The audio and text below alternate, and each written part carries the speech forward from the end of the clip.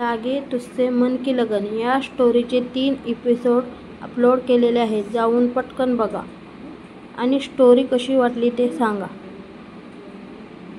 तू गेल्यावर मी थांबलो, फक्त जगण्यासाठी नाही तर तुझं येणं अनुभवण्यासाठी. ते दोघं वेगळे झाले होते. कोणीच दोषी नव्हतं. वेळ चुकीची होती. त्यांच्या जबाबदाऱ्या ओढत होत्या आणि त्याला त्यांच्या आठवणी सांभाळायच्या होत्या. पावसाचे थेंब आणि तिची आठवण. एक दिवस तो पावसात भिजत होता. तिची आठवण झाली. ती हमखास पावसात त्याचा हात पकडून म्हणायची,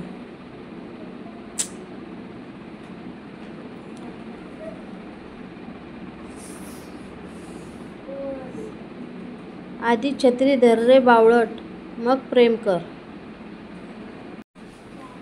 तो एकटाच होता. छत्रीही नव्हती, फक्त आठवण होती आणि थेंबासोबत मनात गच्च भरलेले शब्द. तू नाहीस पण तरी तूच आहेस. तो जुना दिवस, जेव्हा ती गेली होती.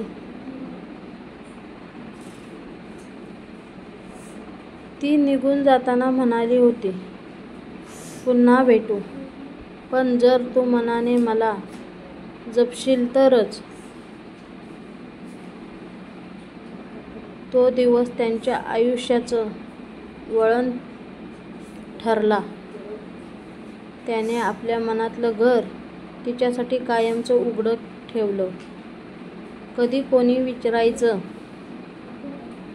तू अजूनही तिची वाट पाहतोस? तो फक्त हसून म्हणायचा, मनाने मी तिच्या सोबतच आहे. प्रेमाचं रूपांतर श्रद्धेत.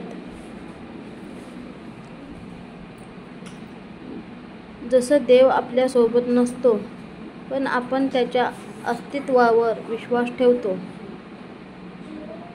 तसंच त्यांचं प्रेम झालं होतं, श्रद्धेसारखं.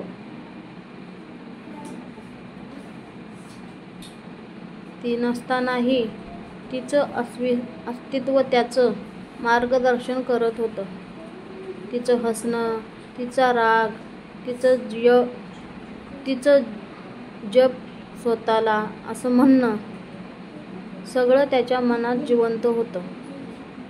प्रत्येक गोष्टीत तो तिला पाहत होता. फुलात, पावसात, पक्ष्यात आणि स्वतःच्या नजरेतही.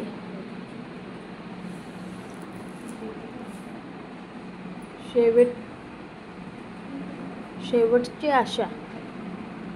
आणि एका दिवशी तो रोज तिचं नाव जपायचा, माळेसारखं. पुन्हा तिची वाट पाहत जगायचा.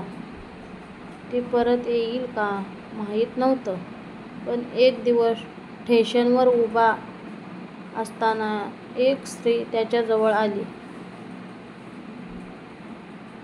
ओळखीचा गंध, हळूवार आवाज आणि शांत थरथरता स्पर्श. तीच होती.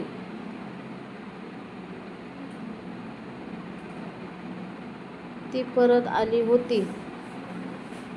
लागी तुझसे मन की लगन. त्या प्रेमाची ओढ इतकी गडद होती की शरीराच्या अनुपस्थितीत सुद्धा प्रेम मरत नाही, ते अजून जास्त जिवंत होतं.